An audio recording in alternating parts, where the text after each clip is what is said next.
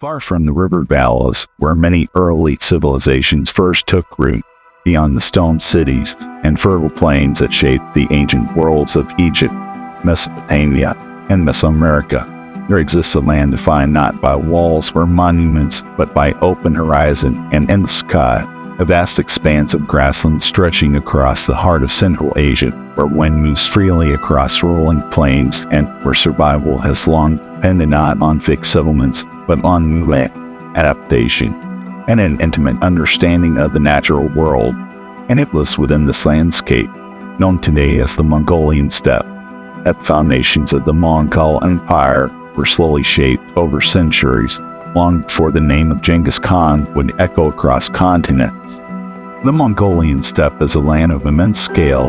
where the earth unfolds in wide grass-covered plains, broken only occasionally by distant mountain ranges, rivers winding through shallow valleys, and the scattered presence of hardy shrubs that survive the region's often harsh climate, and unlike environments that support dense agriculture or large permanent cities. This land has always demanded mobility and resilience from the people who live upon it. Summers across the steppe can be warm and filled with life, as grasses grow thick beneath the sun and herds of animals move across the plains in search of fresh pasture.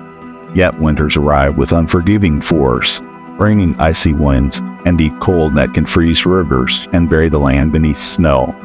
And within this cycle of abundance and hardship, the inhabitants of the steppe learn that survival depended upon movement, preparation, and cooperation within tightly connected communities. For thousands of years before the rise of the Mongol Empire, various nomadic groups inhabited the grasslands of Central Asia, living not in permanent cities, but in portable dwellings known as yurts, circular tents constructed from wooden frames covered with felt made from sheep's wool, structures that could be assembled, dismantled, and transported as families moved with their herds across the changing pastures of the steppe. These communities depended heavily on their animals, particularly horses, sheep, goats, and cattle, which provided food, clothing, and materials for daily life. And among these animals, the horse held a special place within steppe culture, for it was not only a means of transportation, but also a companion in hunting, warfare, and the seasonal migrations that define nomadic existence. Children of the steppe learned to ride horses almost as soon as they could walk, developing a level of skill and familiarity with horseback riding that would later become one of the most distinctive strengths of Mongol warriors. And through generations of practice, the people of the steppe developed techniques of mounted archery that allowed them to hunt animals in later centuries, to fight battles with remarkable speed and precision. The societies that emerged within this environment were organized around clans and tribes, extended family groups connected through kinship and loyalty, and leadership within these communities was often determined through a combination of lineage, personal strength, and the ability to protect and provide for one's followers. Yet the steppe was rarely a land of lasting unity, for the same mobility that allowed nomadic peoples to survive also meant that tribes often competed for access to grazing lands, water sources, and trade routes. And throughout history, the grasslands of Central Asia witnessed shifting alliances, rivalries, and conflicts between different groups seeking to secure their place within the landscape.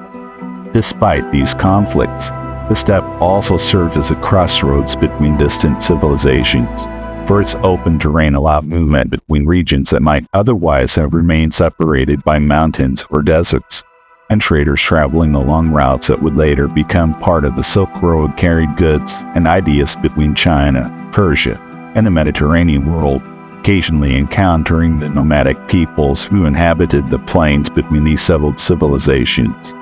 Through these encounters, steppe societies became familiar with the wealth and technologies of distant lands, including metal tools, textiles, and luxury goods that traveled across Eurasia through networks of exchange. And these interactions gradually shaped the ambitions of some nomadic leaders who began to see the possibilities that lay beyond the horizon of the steppe. The spiritual beliefs of the steppe peoples were deeply connected to the natural world that surrounded them. And among these beliefs, the concept of the eternal blue sky, often referred to as Tengri, held particular significance, representing the vast heavens that stretched endlessly above the plains and the divine force believed to influence the fate of individuals and tribes. Within this worldview, the sky itself was seen as a source of power and legitimacy,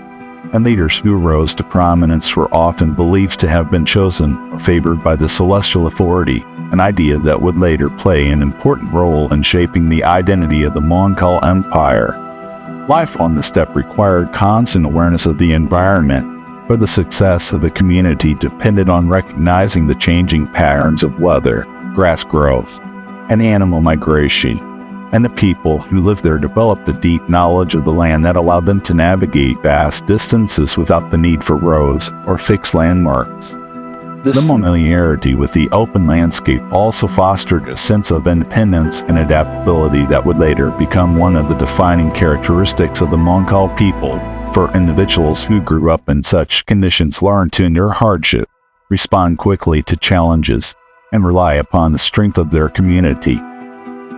Over generations, the tribes of the steppe continued to rise and fall, forming temporary alliances or dissolving into smaller groups as leaders gained or lost influence. And while many of these tribal confederations remained limited in their reach, the conditions of the steppe created the possibility that under the right circumstances a single leader might succeed in uniting these scattered peoples into a larger and more powerful force. The open grasslands, the nomadic traditions, the skulls of mounted warriors, and the spiritual beliefs connected to the sky all formed the cultural foundation upon which such a transformation could occur, shaping a society that was uniquely suited to movement, communication, and warfare across immense distances. For centuries, these conditions existed without producing an empire that extended far beyond the boundaries of the steppe. Yet the elements necessary for such a development were already present within the lives of the people who roamed the grasslands, waiting for a moment when leadership, circumstance, and ambition would combine to reshape the history of the region. And so, beneath the vast sky of the Mongolian steppe, where winds sweep across endless grasslands and riders move across the horizon as they have for generations, the story of the Mongol Empire begins not with conquest or empire, but with the land itself, a land that shaped the people who lived upon it and prepared them, through centuries of hardship and resilience, for the rise of one of the most powerful forces the world had ever seen. Across the vast grasslands of the Mongolian steppe, where generations of nomadic families had lived in motion beneath the endless sky, the rhythms of life were shaped by migration, survival, and the fragile alliances that connected different clans and tribes. And it was within this world of shifting loyalties and constant challenge that a child was born who would one day alter the course of history across continents, a boy known at birth as Temujin, later remembered as Genghis Khan.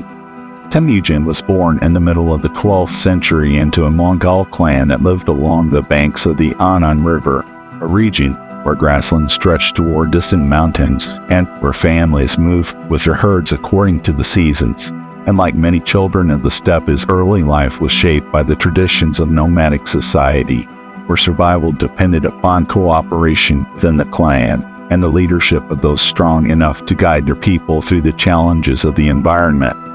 His father, Yesujay, was a minor tribal leader who belonged to the Borjigin clan, a lineage that held a respected but not dominant position among the tribes of the steppe. And within the social structure, alliances were often maintained through marriage arrangements and mutual agreements between clans, connections that could strengthen relationships but also create rivalries that might erupt into conflict when trust broke down. According to later historical traditions, Temujin received his name after a defeated enemy war captured by his father, a naming that reflected the martial culture of the steppe where courage and victory in battle were celebrated qualities among tribal leaders. During his early childhood, Temujin experienced the ordinary life of the nomadic boy, learning to ride horses, hunt small animals across the plains, and assist with the daily tasks required to maintain the clan's herds of livestock. Yet even within these seemingly simple activities, he began to develop the skills that would later distinguish him as a leader, particularly his ability to endure hardship and his determination to overcome obstacles that might discourage others. The stability of his family's life changed suddenly when Temujin was still a young boy, for his father was poisoned by members of a rival tribe during a visit meant to strengthen alliances, a reminder of how fragile the political relationships between steppe clans could be. And with Yasuge's death, the protection that had once surrounded the family quickly disappeared. Without the authority of their father to secure loyalty among the clan's followers, Temujin's family found themselves abandoned by many who had once been their allies, leaving his mother, Rewoven, to raise her children alone in a landscape that could be unforgiving to those without strong support. These camps for the family became extremely difficult, as they were forced to survive by gathering wild plants, hunting small animals, and relying upon whatever resources they could find across the steppe. And these years of hardship left a lasting impression on Temujin, shaping both his understanding of loyalty and his determination to rebuild the power his family had lost. Despite the challenges of this period, Temujin gradually began to gather companions and allies among other young men of the steppe, individuals who were drawn not only by kinship but also by the bonds formed through shared experiences of struggle and survival. These most significant early relationships in Temujin's life was his friendship with Jamaka, another young noble of the steppe who shared similar ambitions and whose alliance with Temujin initially strengthened his position among neighboring tribes. These alliances on the steppe were rarely permanent, and as Temujin's influence began to grow, tensions eventually emerged between the two men, reflecting the competitive environment in which tribal leaders sought to expand their power and secure the loyalty of followers. Another important moment in Temujin's early life came when his wife, was kidnapped during a raid by a rival tribe,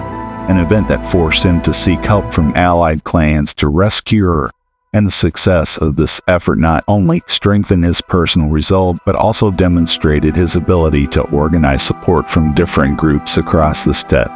These experiences, Temujin gradually developed a reputation as a leader capable of inspiring loyalty among people who were often divided by tribal rivalries. And unlike many traditional steppe leaders who relied solely on family lineage for authority, he began to promote individuals based on loyalty and skill rather than birth.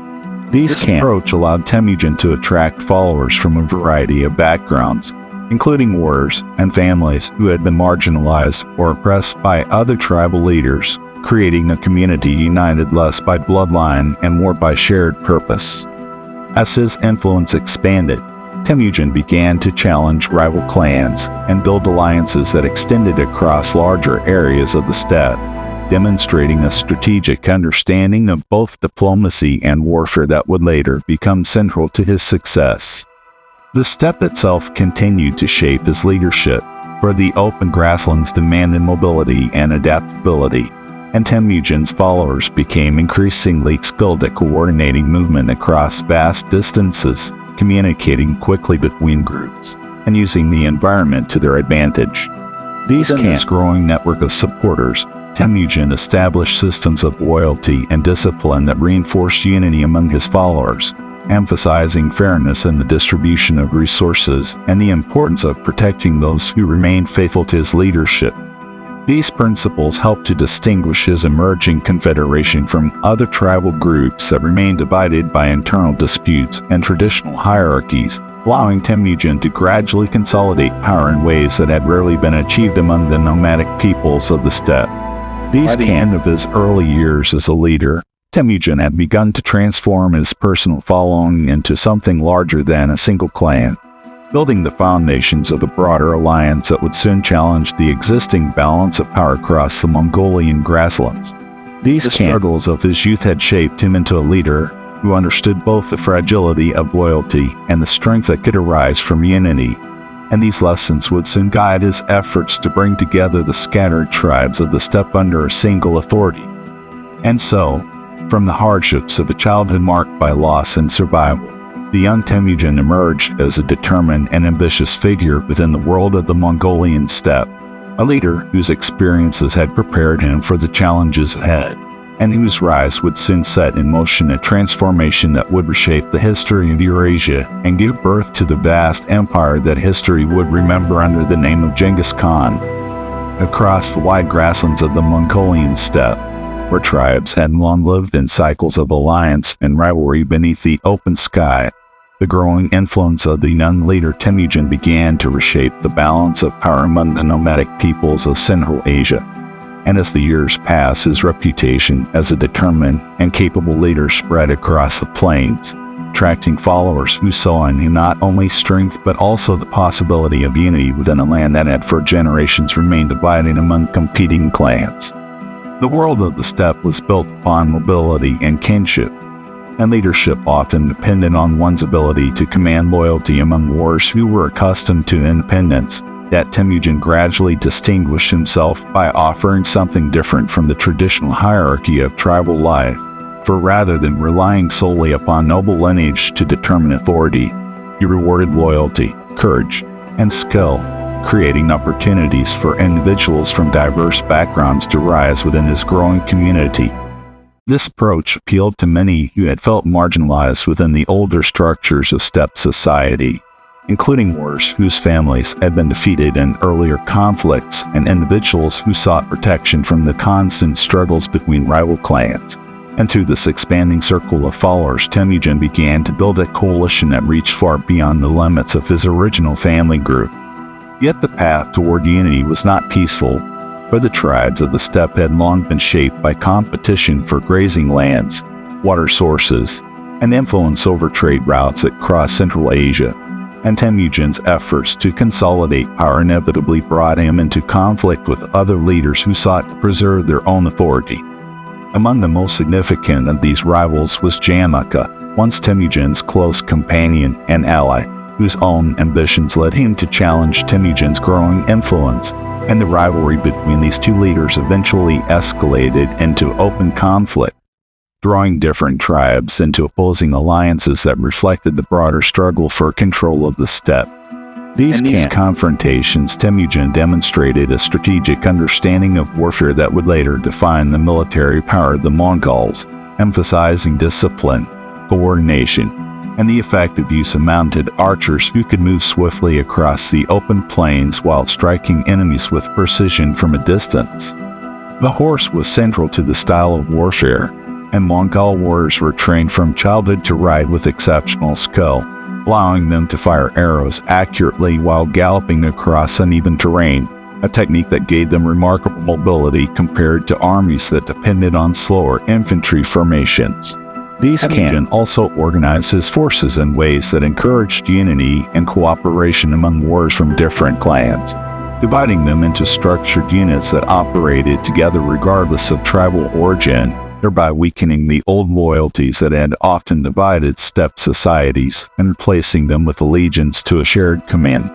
This system created a level of discipline that allowed Temujin's forces to operate more effectively than many of their rivals, and through a series of victories he gradually defeated or absorbed competing tribes, bringing them into his expanding confederation and strengthening the foundation of his authority. Diplomacy also played a role in this process, for Temujin understood that alliances could be as valuable as military victories, and he formed strategic relationships with leaders who recognized the advantages of cooperating with his growing power. These combined efforts of warfare and diplomacy,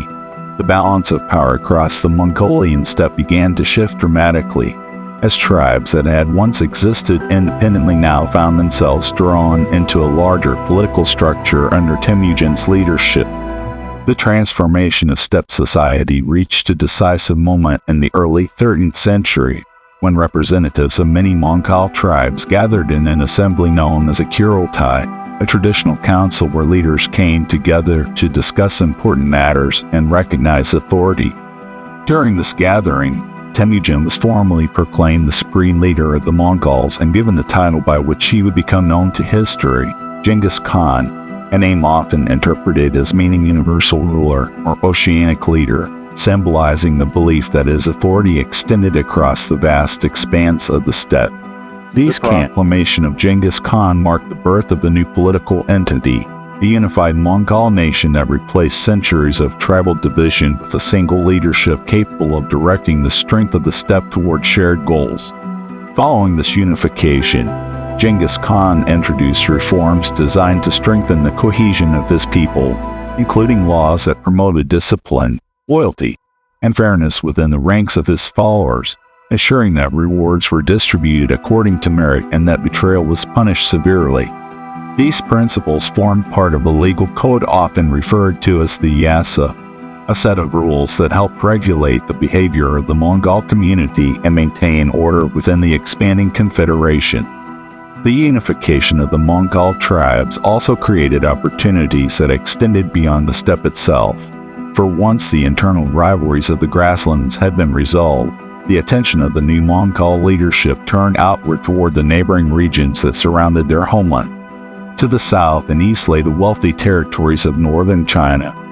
governed by dynasties whose cities and agricultural lands represented a striking contrast to the nomadic world of the steppe, while to the west stretched the trade routes of Central Asia that connected the civilizations of the Middle East, Persia, and Europe. These generations, the peoples of the steppe had interacted with these settled societies through trade, diplomacy, and occasional raids. Yet the unification of the Mongol tribes created the possibility of something far greater, an expansion that would carry the power of the Mongol armies far beyond the grasslands that had shaped their way of life. The combination of mobility, discipline,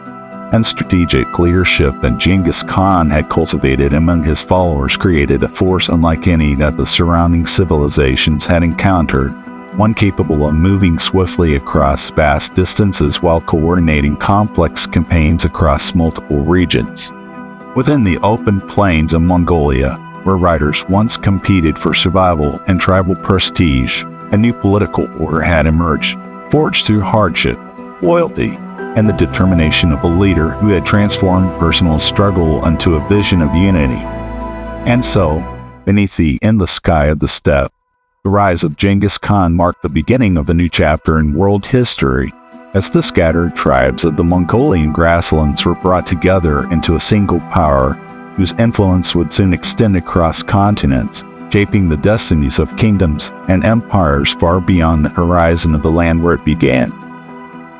With the unification of the Mongol tribes under the leadership of Genghis Khan, the scattered warriors of the steppe were transformed into a disciplined and highly organized force unlike any that neighboring civilizations had previously encountered. And within a few short years, the military structure that emerged from the grasslands of Mongolia would become one of the most formidable war machines in history, capable of moving across vast distances with remarkable speed while overwhelming enemies who often struggled to understand the methods and strategies that made the Mongol army so effective. The strength of the Mongol military did not arise solely from numbers, but from the unique combination of skills, traditions, and organization that had developed over generations of life on the steppe, where survival required mobility, coordination, and the ability to adapt quickly to changing conditions, qualities that translated naturally into a style of warfare based on movement, discipline, and careful planning. At the heart of the system was the Mongol horseman, a warrior whose life had been shaped by riding from early childhood and whose ability to control a horse at full speed while firing arrows with precision allowed him to fight in ways that few opponents could match. These Mongol warriors typically traveled with several horses, allowing them to change mounts during long journeys and maintain extraordinary endurance across great distances. And this practice meant that Mongol armies could travel far more rapidly than the forces of many settled societies whose soldiers depended on slower infantry movements. Each rider carried a composite bow made from layers of wood, horn, and sinew, a weapon capable of delivering powerful and accurate shots even from horseback. And with this bow, Mongol archers could strike enemies from a distance before quickly withdrawing and repositioning themselves across the battlefield. The tactics that emerged from these capabilities emphasized flexibility rather than rigid formations, and Mongol commanders frequently used strategies such as feigned retreats, sudden encirclements, and coordinated attacks from multiple directions to confuse and overwhelm opposing forces. In many battles, Mongol units would approach the enemy with rapid bursts of arrows before appearing to retreat,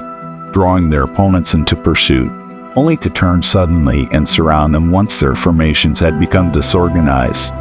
These strategies required careful coordination and communication among different groups of riders, and the Mongol military system developed clear structures that allowed orders to be transmitted quickly across the battlefield.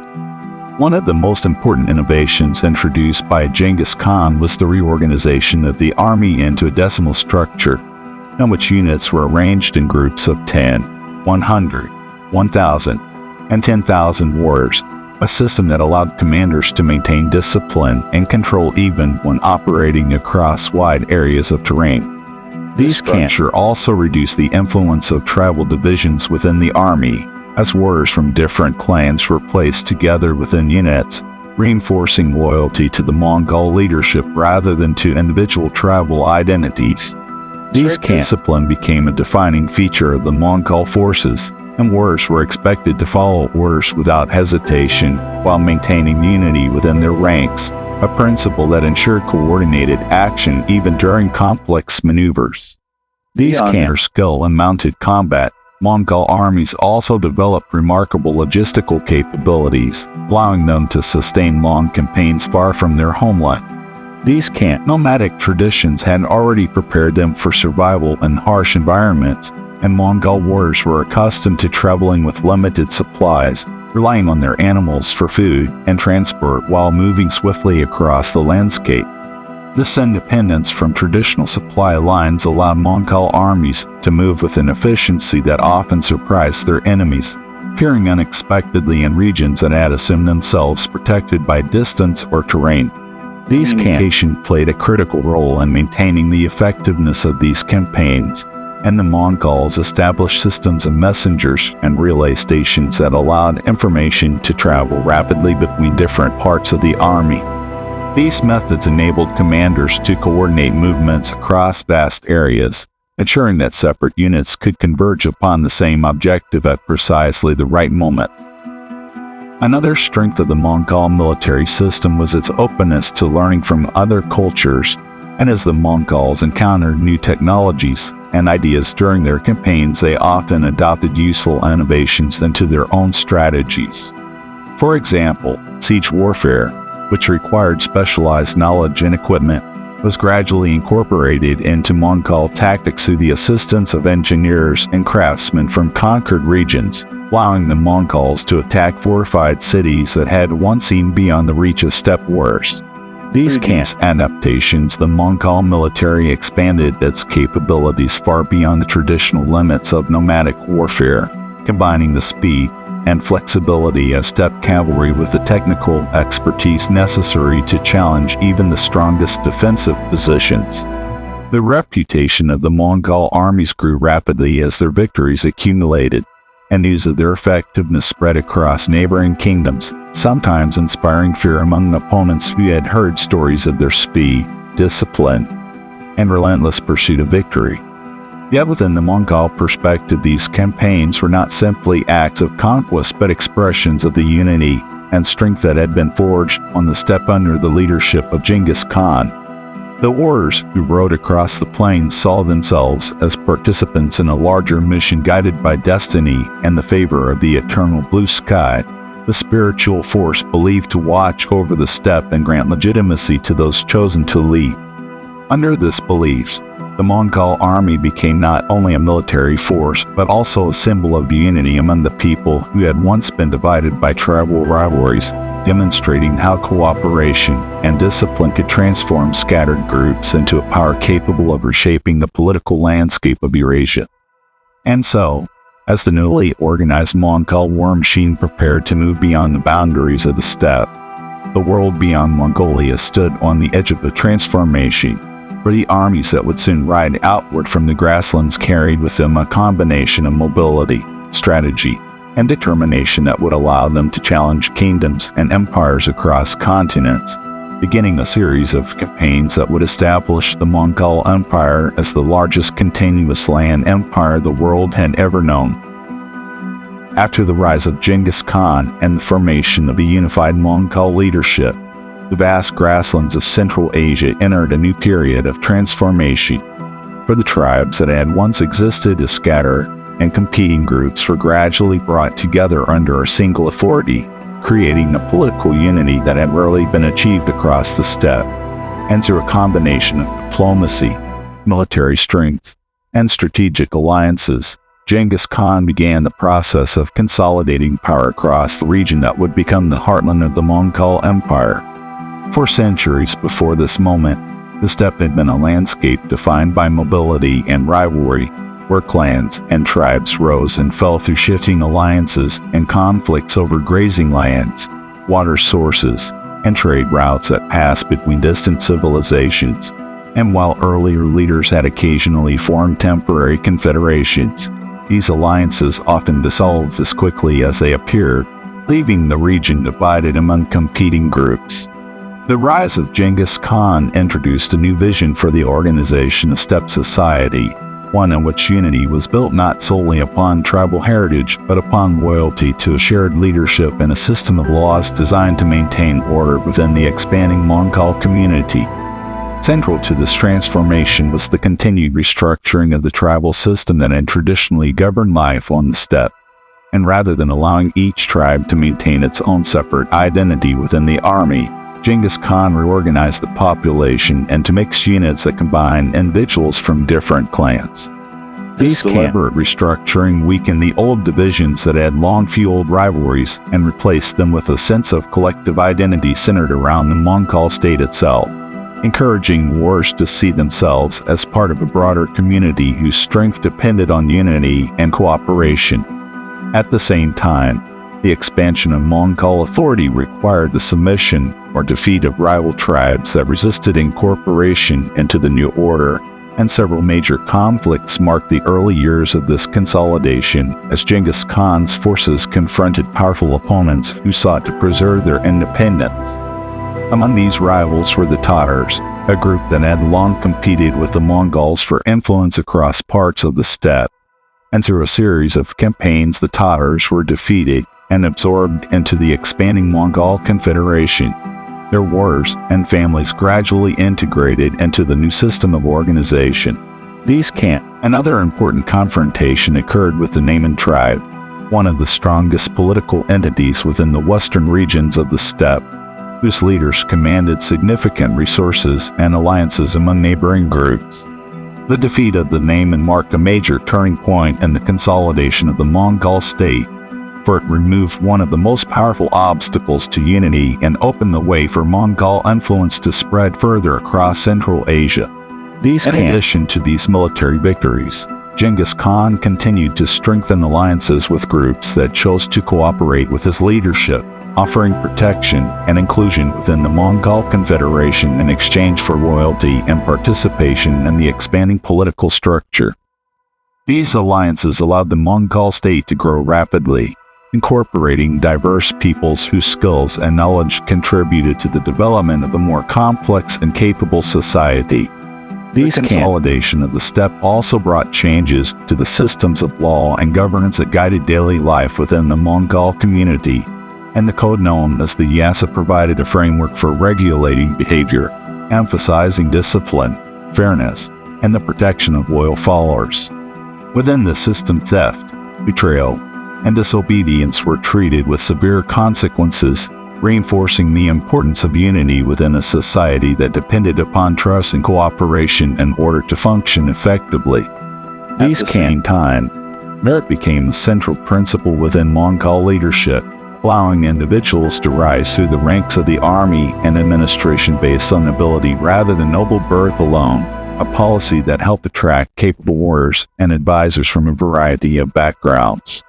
This emphasis on meritocracy contributed to the growing strength of the Mongol state, as talented individuals were given opportunities to contribute their skills to the expanding empire. The unification of the steppe also strengthened the Mongols' ability to control trade routes that crossed Central Asia, and caravans traveling between China, Persia, and the lands of the Middle East increasingly passed through territories influenced by Mongol authority. These interactions exposed the Mongols to new goods, technologies, and ideas from distant civilizations, further expanding their awareness of the wider world beyond the grasslands. Within the steppe itself, The establishment of Mongol unity created a period of relative stability compared to the earlier centuries of tribal conflict, allowing communities to move and trade more freely within the region under the protection of the new leadership.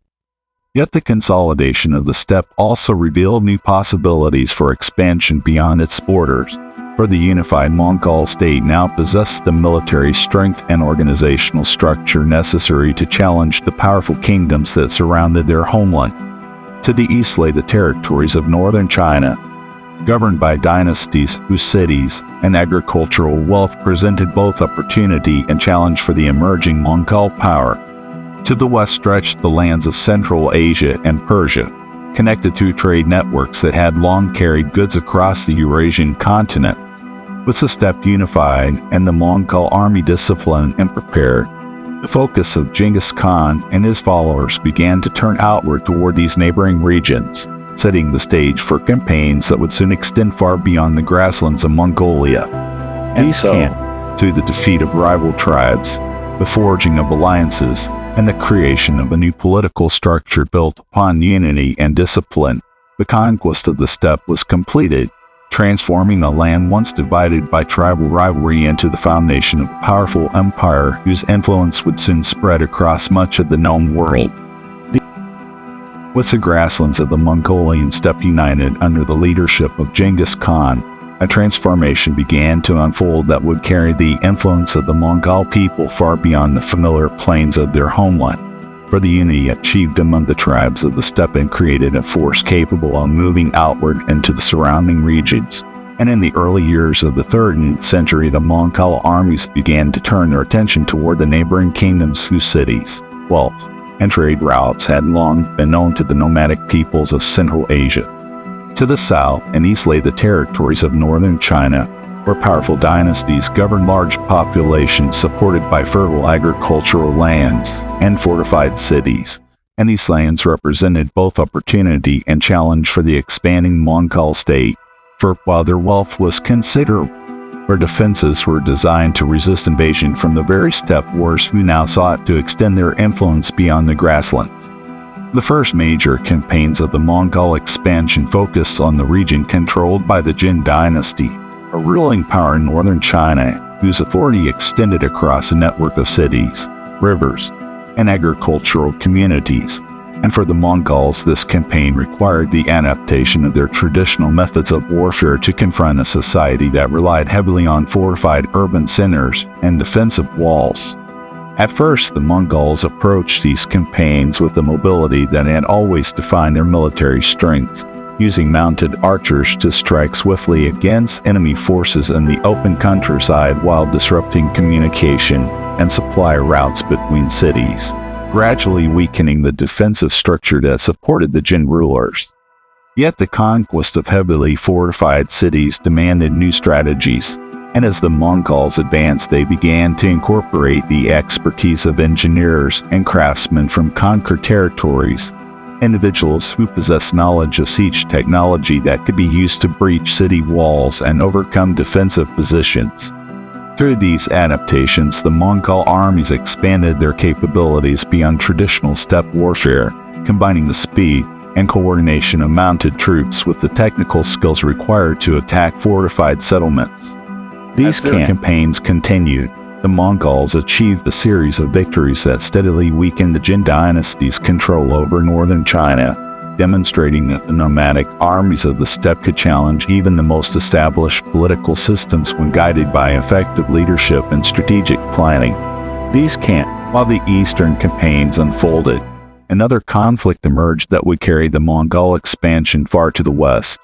into the heart of Central Asia and the territories of the Khwarezmian Empire, a powerful state that controlled important trade routes connecting Persia, the Middle East, and the Silk Road networks of Eurasia. The initial relationship between the Mongols and the Khwarezmian rulers had been one of cautious diplomacy, for Genghis Khan sought to establish trade connections that could benefit both sides, sending envoys and merchants westward to negotiate peaceful exchange between the two regions. However,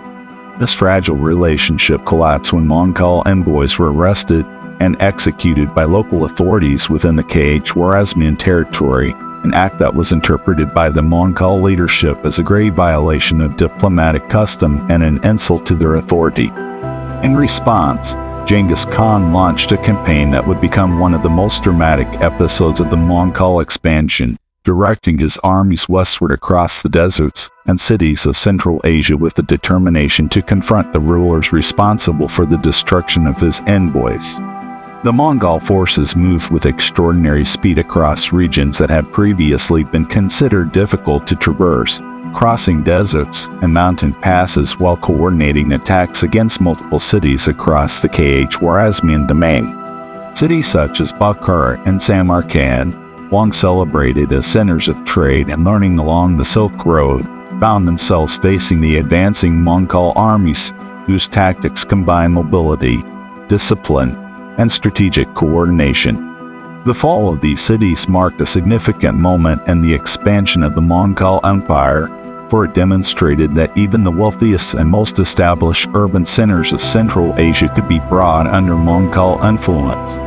These campaigns against the Khwarezmian Empire also revealed the Mongols' ability to conduct complex military operations across vast territories, dividing their forces into separate units that advanced along different routes before converging upon key objectives. This strategic flexibility allowed the Mongols to overwhelm opponents who often struggled to respond effectively to attacks arriving simultaneously from multiple directions.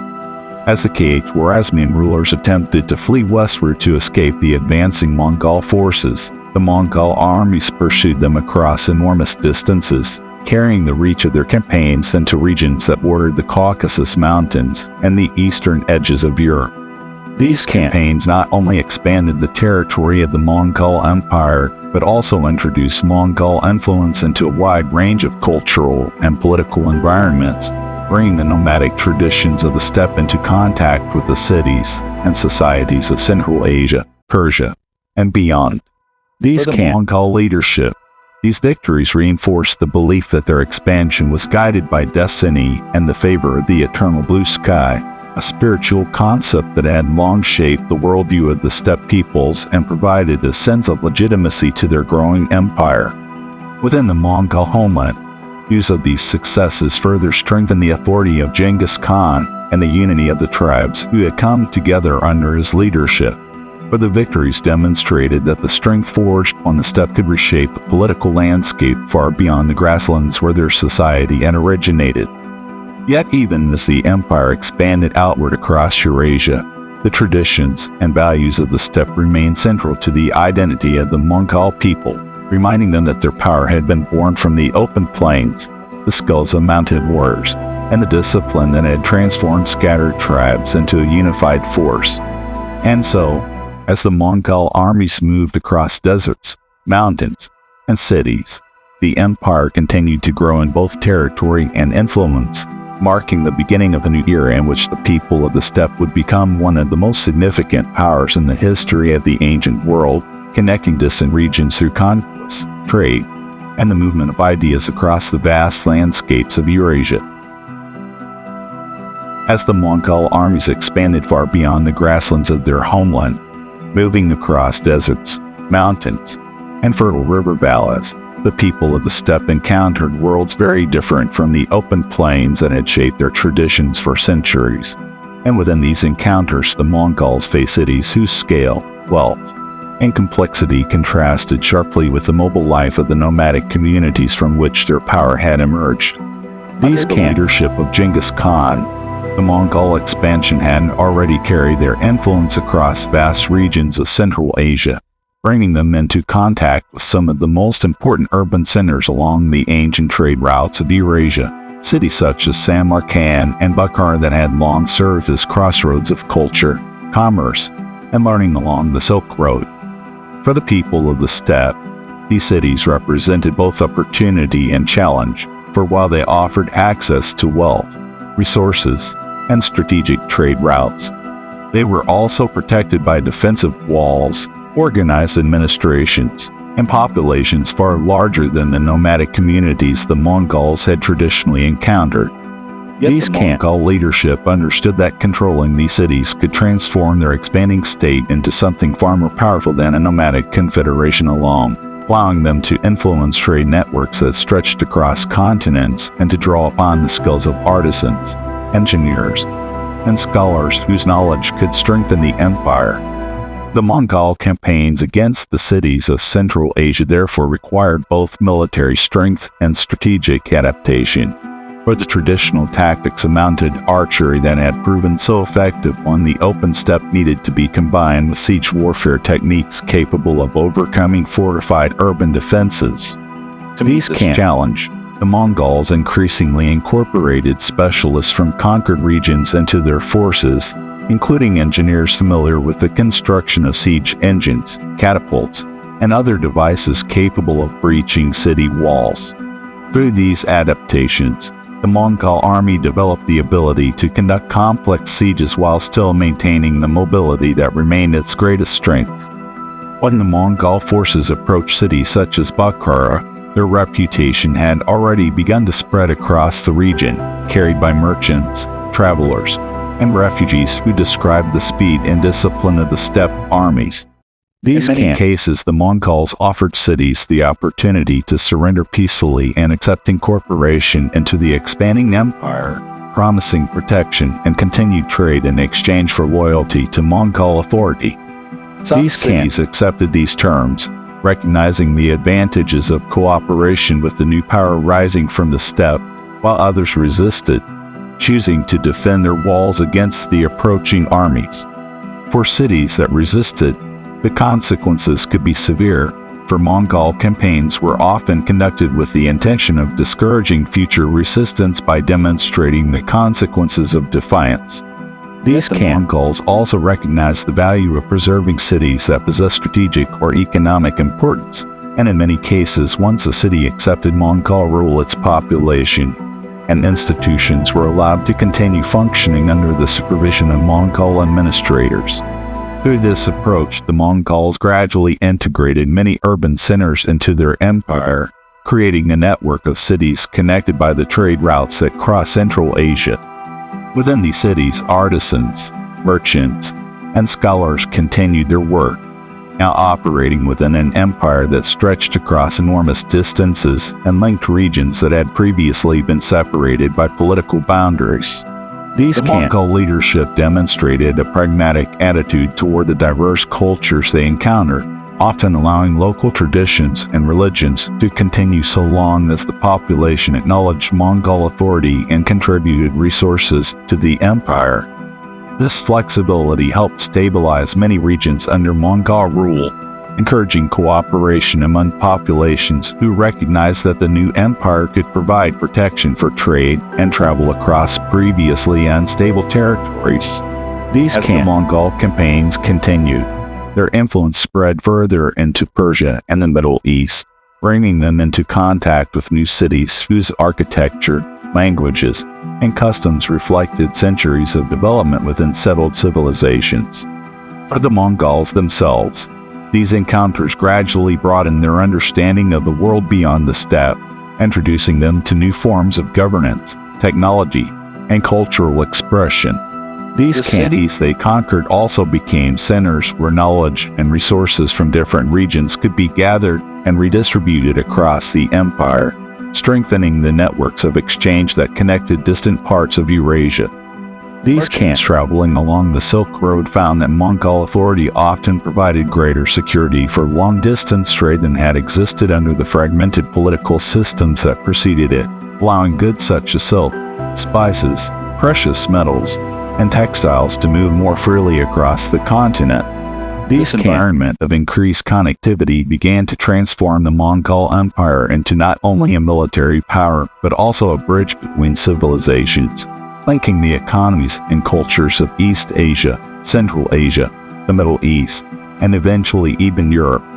Yet despite these new developments, the Mongols remained deeply connected to the traditions of the steppe that had shaped their rise, and many members of the Mongol elite continued to live in mobile camps rather than permanent palaces, maintaining the nomadic practices that had defined their way of life. The contrast between the open grasslands of Mongolia and the crowded cities of the Silk Road world illustrated the unique nature of the Mongol Empire, a political structure that combined nomadic leadership with the administration of some of the most important urban centers of Eurasia. Through the conquest and integration of these cities, the Mongol state continued to expand its influence, transforming the political and economic landscape of the regions it touched. As the Mongol armies rode across deserts and entered the gates of cities that had stood for centuries, the empire born on the steppe began to evolve into a vast and interconnected realm, where the movement of people, goods, and ideas would reshape the history of Eurasia and mark the Mongol Empire as one of the most influential powers the world had ever seen. As the Mongol Empire expanded across the vast landscapes of Eurasia, stretching from the plains of Mongolia to the cities of Central Asia and the edges of the Middle East, a transformation began to unfold that went beyond conquest alone, for within the territories brought under Mongol authority, new connections emerged between regions that had once been separated by distance, political boundaries, and unstable travel routes. And through these connections, the ancient network of trade routes known as the Silk Road entered a new period of activity and integration. The Silk Road had existed for centuries before the rise of the Mongols, linking the civilizations of East Asia, Central Asia, Persia, and the Mediterranean through a series of caravan routes that crossed deserts, mountains, and fertile valleys, allowing merchants to transport valuable goods such as silk, spices, precious stones, metals, and textiles between distant markets. Yet despite its importance, travel along these routes had often been dangerous and uncertain, for merchants moving across vast territories were vulnerable to bandit attacks, shifting political alliances, and the disruptions caused by wars between rival kingdoms. With the rise of the Mongol Empire under the leadership of Genghis Khan and his successors, much of the land through which the Silk Road passed came under the control of a single political authority, creating a level of stability that had rarely existed across such a large region. This period of relative security, sometimes described by historians as the Pax Mongolica, allowed merchants, travelers, and diplomats to move more freely between different parts of the empire, encouraging the growth of trade networks that connected cities thousands of kilometers apart. These caravans carrying goods from China could travel westward through Central Asia and into Persia, while merchants from the Middle East and Europe moved eastward with their own products, creating a dynamic exchange that linked cultures and economies across Eurasia. Within these routes, cities such as Samarkand, Bukhara, and Kashgar became vibrant centers of commerce where traders from many regions gathered to exchange goods and information, transforming the Mongol Empire into a vast marketplace that connected distant civilizations. The Mongol leadership recognized the value of this economic activity and took steps to protect the routes that supported it, establishing systems of communication and relay stations across the empire that allowed messages and travelers to move rapidly between different regions. The most significant of these systems was the YAM, a network of relay stations spaced along major travel routes where messengers and officials could obtain fresh horses, food, and shelter as they carried information across the empire. Through this network, communication between distant regions became remarkably efficient for the time, allowing Mongol administrators to coordinate governance across territories that stretched from East Asia to Eastern Europe. The stability provided by Mongol rule also encouraged the movement of people whose journeys carried knowledge and cultural exchange across the continent. Merchants traveled with their goods, scholars carried texts and ideas between intellectual centers, and artisans brought techniques and artistic traditions from one region to another, contributing to a period of increased interaction between societies that had previously developed more independently. Among the travelers who moved along these routes were diplomats and explorers from distant lands, individuals whose journeys would later be recorded in writings that described the vast territories and diverse cultures encountered within the Mongol Empire. These exchanges helped spread technologies and innovations across Eurasia, including advances in printing, gunpowder, and navigation that had developed in East Asia and gradually reached other parts of the world through the movement of people and ideas. Religious traditions also traveled along the Silk Road during this time, as Buddhist monks, Muslim scholars, Christian missionaries, and practitioners of many other beliefs moved through the Mongol territories, sharing teachings and establishing communities and cities across the empire. The Mongol rulers themselves often adopted a policy of religious tolerance, recognizing that allowing different faiths to coexist within their empire could help maintain stability among the diverse populations they govern. This openness contributed to the cultural diversity of the Silk Road cities, where mosques, temples, churches, and monasteries sometimes stood within the same urban landscape, reflecting the variety of traditions present within the Mongol world. At the same time, the economic prosperity generated by trade helped support the continued development of cities and markets throughout the empire, encouraging agricultural production in surrounding regions and the growth of craft industries that supply goods for both local use and long-distance commerce. These Mongols themselves, the Silk Road became a crucial link between the nomadic traditions of the steppe and the urban civilizations that now formed part of their empire. These many Mongol leaders continued to value the mobility and independence associated with life on the steppe. The administration of such a vast territory required cooperation with the bureaucratic systems and commercial networks that had long supported the cities of Eurasia. Through this combination of nomadic leadership and urban administration, the Mongol Empire developed a unique structure that allowed it to govern an immense territory while facilitating trade and communication across continents. Yet the very scale of this empire also presented challenges, for maintaining unity across such a vast and diverse landscape required careful coordination among the ruling families who governed different regions under the authority of the Mongol state. As the years passed and the empire continued to grow, questions of succession and leadership would begin to shape the future of the Mongol world,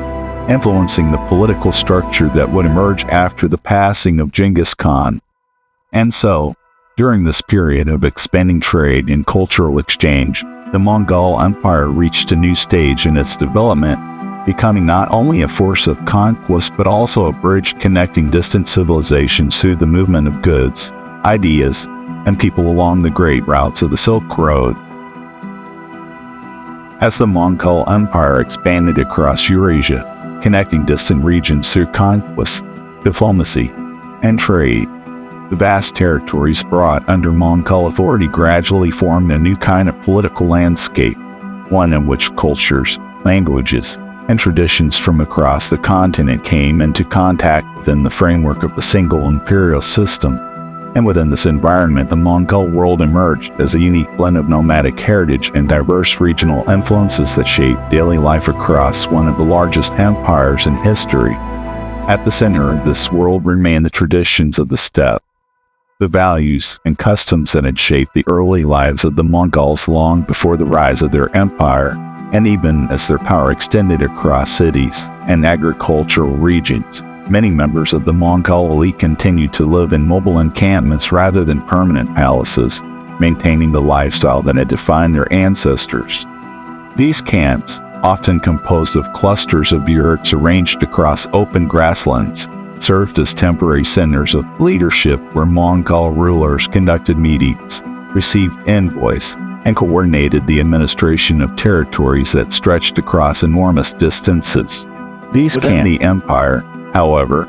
the majority of the population lived in settled communities, inhabiting cities and villages whose traditions had developed over centuries within agricultural and urban environments very different from the nomadic world of the steppe. The Mongol leadership therefore governed a remarkably diverse population, including farmers in the river valleys of China, merchants in the trade cities of Central Asia, craftsmen in the markets of Persia, and pastoral communities scattered across the plains of Mongolia. To manage such diversity, Mongol rulers often allowed local administrative systems to continue functioning, recognizing that experienced officials and established institutions could help maintain order and collect resources necessary for governing the empire. These regions, administrators from the local population worked alongside Mongol representatives who ensured that the authority of the empire was respected while allowing everyday governance to proceed according to familiar customs.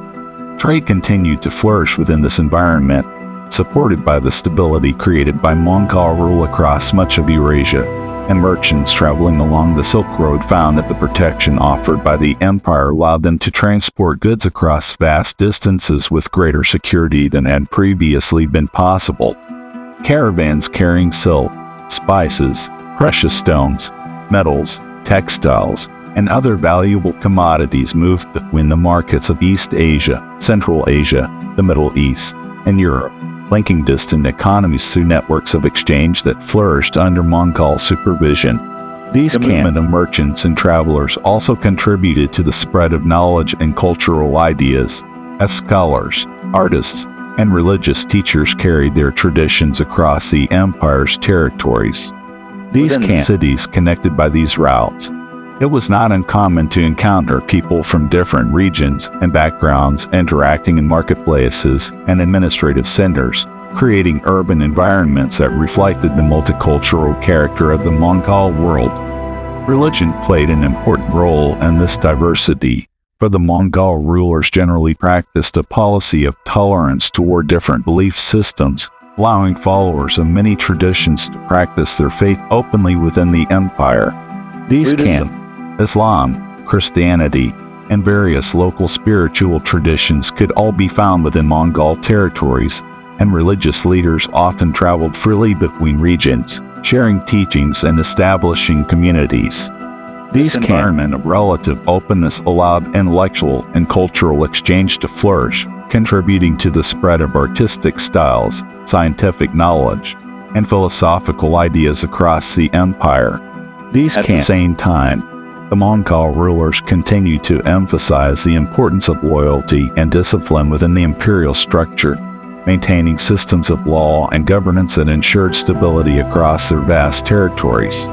The code known as the Yasa, associated with the leadership of Genghis Khan, remained influential in guiding behavior within the Mongol community, reinforcing principles of order, fairness, and responsibility.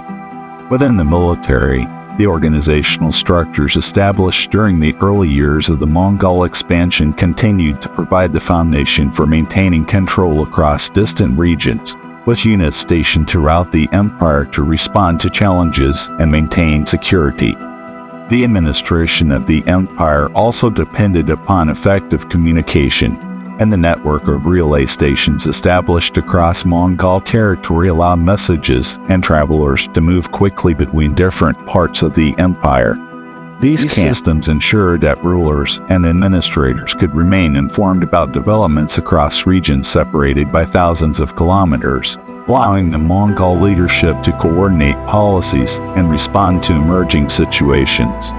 Despite the unity created by Mongol rule, the immense size of the empire presented ongoing challenges, particularly as questions of succession arose among the descendants of Genghis Khan, whose family members governed different regions of the empire. As the empire matured, these divisions would gradually shape the political structure of the Mongol world, leading to the emergence of distinct khanates that maintained connections through shared heritage while developing their own regional identities. Yet during the height of Mongol power, the empire represented one of the most extensive networks of cultural and economic exchange ever created, linking the civilizations of Eurasia through the movement of goods, people, and ideas. These travelers who crossed the Silk Road during this period, the Mongol Empire appeared as a vast and interconnected realm where the traditions of the steppe coexisted with the urban cultures of distant lands, creating a world unlike any that had existed before.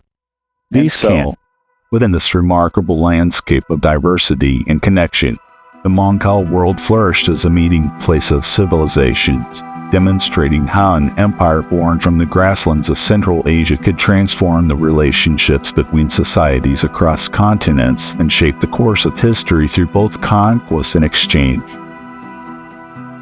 As the Mongol Empire expanded across the vast landscapes of Eurasia, uniting territories that stretched from the forests of Eastern Europe to the fertile plains of China.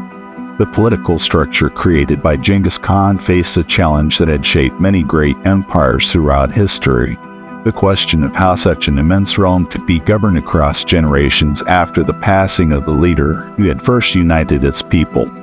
Genghis Khan had transformed the tribes of the Mongolian steppe into a powerful state capable of conquering cities, controlling trade routes, and coordinating military campaigns across thousands of kilometers. Yet, even during his lifetime, he understood that the survival of the empire would depend upon the ability of his descendants to cooperate in maintaining unity among the territories he had brought together.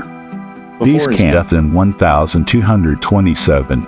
Genghis Khan established a system intended to guide the succession of leadership within the empire, distributing the authority among members of his family while preserving the principle that the overall ruler, known as the Great Khan,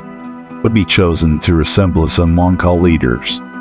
This system reflected the traditions of the steppe, where councils known as Kurultai gathered tribal leaders to discuss matters of governance and recognize new rulers, and through this process the Mongol elite sought to maintain continuity while balancing the interests of different branches of the ruling family. After the death of Genghis Khan, leadership of the empire passed to his son Urjadeh Khan, who was formally proclaimed Great Khan during a Kurultai gathering of Mongol nobles. Urjadeh continued the expansion of the empire and strengthened its administrative structures, overseeing campaigns that extended Mongol influence into Eastern Europe, Persia, and parts of China, while also developing new systems of governance to manage the vast territories under Mongol rule. During his reign, the capital of the empire was established at Karakorum, a city located in the Mongolian steppe that served as a center where envoys, merchants, and officials from many regions gathered to conduct diplomacy and trade. From this capital, the Mongol leadership coordinated the activities of regional commanders and administrators who governed different parts of the empire on behalf of the Great Khan. Despite these efforts to maintain unity, the enormous size of the empire made centralized control increasingly difficult, for the territories governed by Mongol rulers stretched across diverse landscapes and cultures that required different approaches to administration. Over time, the empire began to develop into several large regions governed by descendants of Genghis Khan, each responsible for managing its own territories while remaining connected to the broader Mongol political structure. In the western regions of the empire, the descendants of Genghis Khan's grandson Badu established control over the lands of Eastern Europe and the Western Steppe, forming a state known to historians as the Golden Horde, which would influence the political development of Russia and neighboring regions for centuries. Further south, Mongol rulers governed territories across Persia and parts of the Middle East through a state later known as the Ilkhanate, where Mongol leadership gradually integrated with the cultures and administrative traditions of the Persian world. In Central Asia, the lands associated with the descendants of Genghis Khan's son Chagatai formed the Chagatai Khanate, a region that maintains strong connections to the nomadic traditions of the steppe while also overseeing important trade routes linking east and west.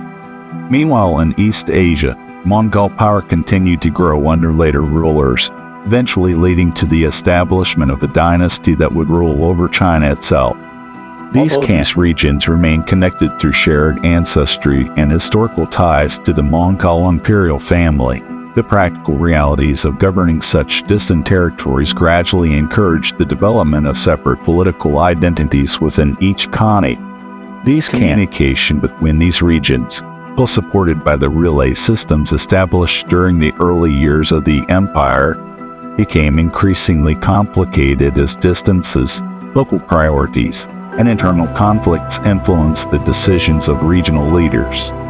Rivalries between branches of the Mongol ruling family sometimes emerged as different Khans sought to strengthen their authority or expand their influence, creating tensions that weakened the centralized unity once maintained under the leadership of the Great Khan. Despite these divisions, the cultural and economic connections created during the earlier period of Mongol expansion continued to shape interactions between the regions of Eurasia. Trade routes remained active, merchants traveled across territories governed by different Mongol rulers, and diplomatic relationships between the Khanates allowed certain elements of the imperial network to persist even as political unity gradually declined.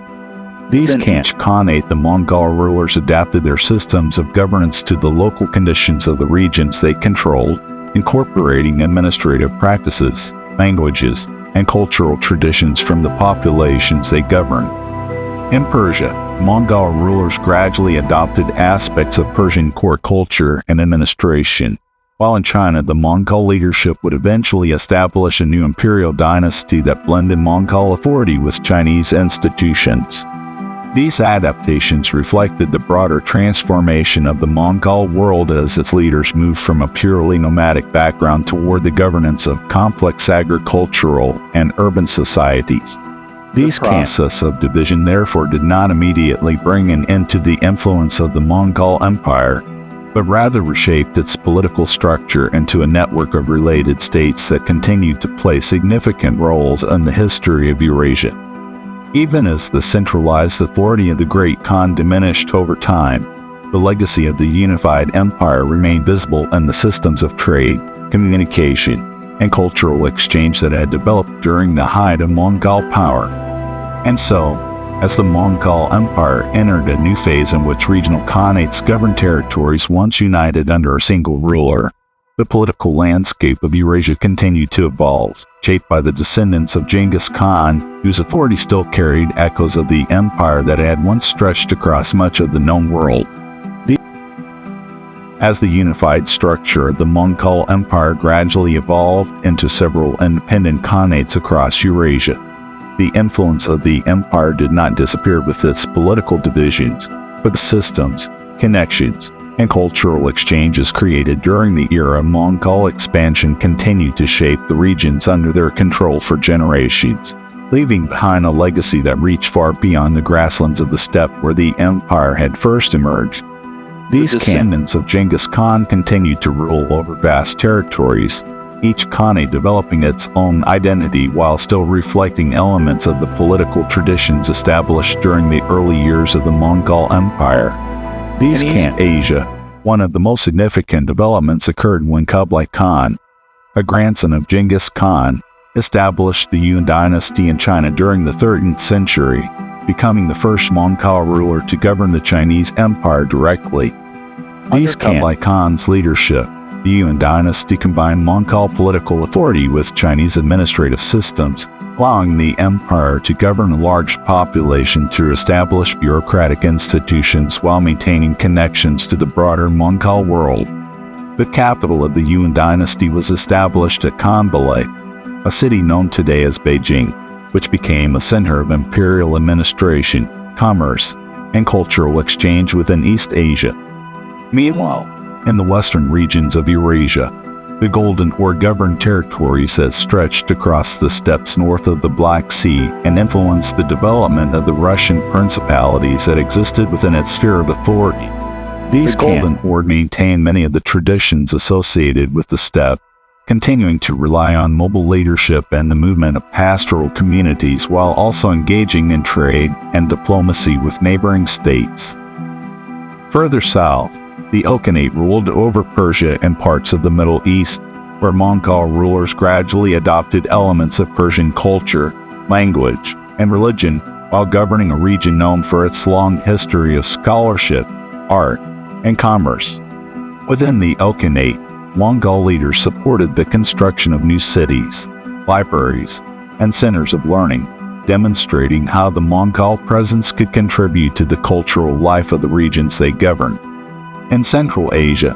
the Chagatai Khanate preserved many of the traditions associated with the nomadic world of the steppe, maintaining strong connections to the pastoral lifestyle that had shaped the early Mongol communities while also controlling important segments of the Silk Road trade routes.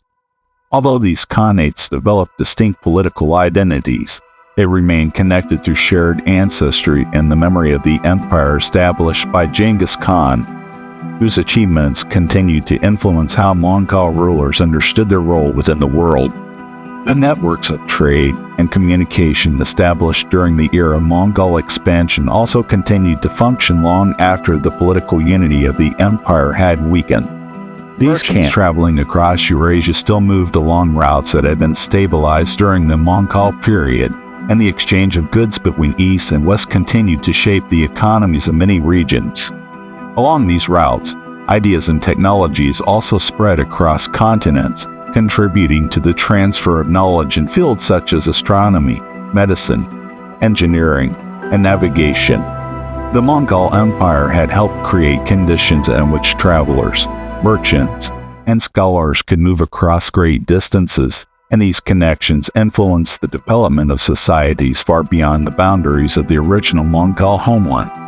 Even in regions where Mongol political authority eventually declined, the impact of their presence remained visible in administrative practices, military organization, and the patterns of trade that continued to link distant cultures. In Russia, for example, the experience of living under the authority of the Golden Horde influenced the political development of emerging states that would later shape the history of Eastern Europe. In China, the Yuan dynasty introduced new interactions between Mongol and Chinese traditions, leaving a legacy that continued to influence Chinese society after the dynasty itself had come to an end. These across Central Asia and the Middle East, the cities that had flourished under Mongol rule remain important centers of commerce and learning, benefiting from the networks that had connected them to the wider world. These Mongol people themselves, the legacy of the empire, remained closely tied to the traditions of the steppe, where the memory of Genghis Khan and the achievements of the early Mongol leaders continued to shape cultural identity and historical memory. These stories of the great conquests, the unity of the tribes, and the vast empire that had once stretched across Eurasia were preserved through oral traditions and historical chronicles that passed from generation to generation. These stories reflected not only pride in the accomplishments of the Mongol Empire, but also an understanding of how the rise of the Mongols had transformed the relationships between civilizations across continents. The empire born on the steppe had connected regions that had rarely interacted so closely before, creating a world in which goods, ideas, and people moved across enormous distances with a freedom that would influence global history for centuries. And so, even as the Mongol Empire gradually evolved into separate states governed by different branches of the ruling family, the legacy of its achievements remained embedded in the cultural, economic, and political structures of Eurasia. From the cities of China to the plains of Eastern Europe, from the markets of Persia to the trade routes of Central Asia, the influence of the Mongols continued to shape the world long after the era of conquest had passed, leaving behind a legacy that reflected both the power of their empire and the enduring connections it created between distant civilizations. Across the vast grasslands of Central Asia, where winds sweep across open plains beneath an endless sky, the memory of the Mongol Empire continues to echo through history, not only through the chronicles of conquest and empire, but also through the cultural traditions and historical transformations that followed in its wake. And although the political unity created by Genghis Khan eventually gave way to separate khanates and new kingdoms, the influence of the Mongol world endured in ways that reshaped Eurasia for centuries to come. This empire that had once stretched across an enormous portion of the known world was remarkable not only for its size, but for the speed with which it had emerged from the grasslands of Mongolia, transforming nomadic tribes into rulers of territories that included some of the most advanced civilizations of the medieval world. At its height, the Mongol Empire connected regions that had previously existed within separate political and cultural spheres, linking the societies of East Asia, Central Asia, the Middle East, and Eastern Europe through networks of trade, diplomacy, and communication that crossed deserts, mountains, and fertile valleys. These connections created opportunities for the exchange of goods, ideas, and technologies across great distances, allowing knowledge developed in one region to influence developments in another. The stability provided by Mongol rule along major trade routes helped revive the ancient Silk Road networks, encouraging merchants and travelers to move between distant cities with a level of security that had rarely existed before the rise of the Mongols. Through these routes, silk, spices, metals, and textiles moved across Eurasia, while scholars and craftsmen carried scientific knowledge, artistic styles, and cultural traditions between civilizations that might otherwise have remained isolated from one another. The Mongol Empire also influenced the development of diplomacy and international communication, as envoys traveled between courts across the continent to negotiate alliances, exchange information, and maintain relationships between distant states. These interactions helped expand the awareness of different cultures and societies, gradually shaping a more interconnected understanding of the world during the centuries that followed the Mongol expansion. Yet the legacy of the Mongols was not limited to the movement of goods and ideas alone, for the political systems they established also influenced the development of states across Eurasia. These regions, once governed by Mongol Khanates, new dynasties emerged that inherited aspects of Mongol administrative practices, military organization, and systems of taxation. Even in areas where Mongol political authority eventually declined, the structures created during the era of the empire often continued to shape governance and economic life for generations. The story of the Mongols also reminds us of the enduring importance of the steppe itself, the vast landscape that had shaped the culture, resilience, and mobility of the people who first united under the leadership of Genghis Khan. The environment of the steppe demanded adaptability and cooperation, qualities that allowed the Mongol tribes to survive within a challenging landscape and eventually transform that experience into the strength required to build an empire. For the Mongol people, the traditions of the steppe remained central to their identity even as their empire expanded into distant regions. Many Mongol leaders continued to value the nomadic lifestyle, returning to the open plains for seasonal migrations and maintaining the cultural practices that had long defined their society. The horse, the earth, and the deep respect for the vast sky above the grasslands continued to symbolize the connection between the Mongol people and the land that had shaped their history.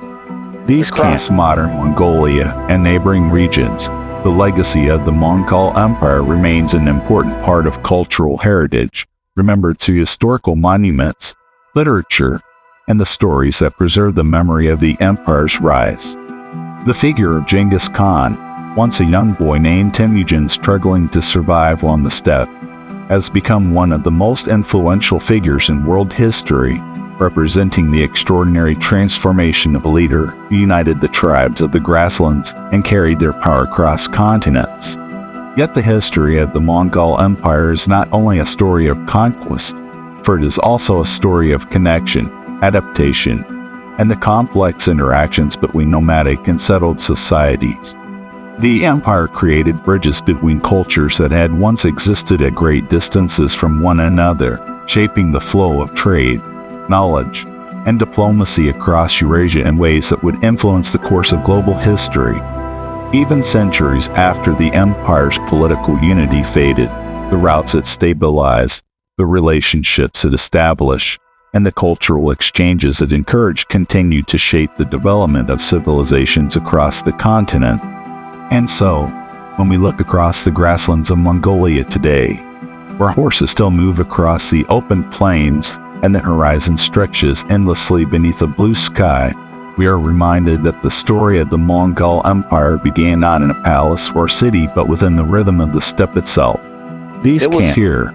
within a landscape defined by movement and resilience, that a community of nomadic tribes discovered the strength of unity, the power of leadership, and the possibilities that lay beyond the horizon. This land emerged an empire that reshaped the history of Eurasia and connected distant worlds through the movement of people, goods, and ideas. And though the empire itself eventually passed into history, the legacy of the Mongols remains woven into the story of human civilization, a reminder of how people shaped by the open steppe could rise to influence the destinies of nations across continents and leave behind a legacy that continues to resonate across time.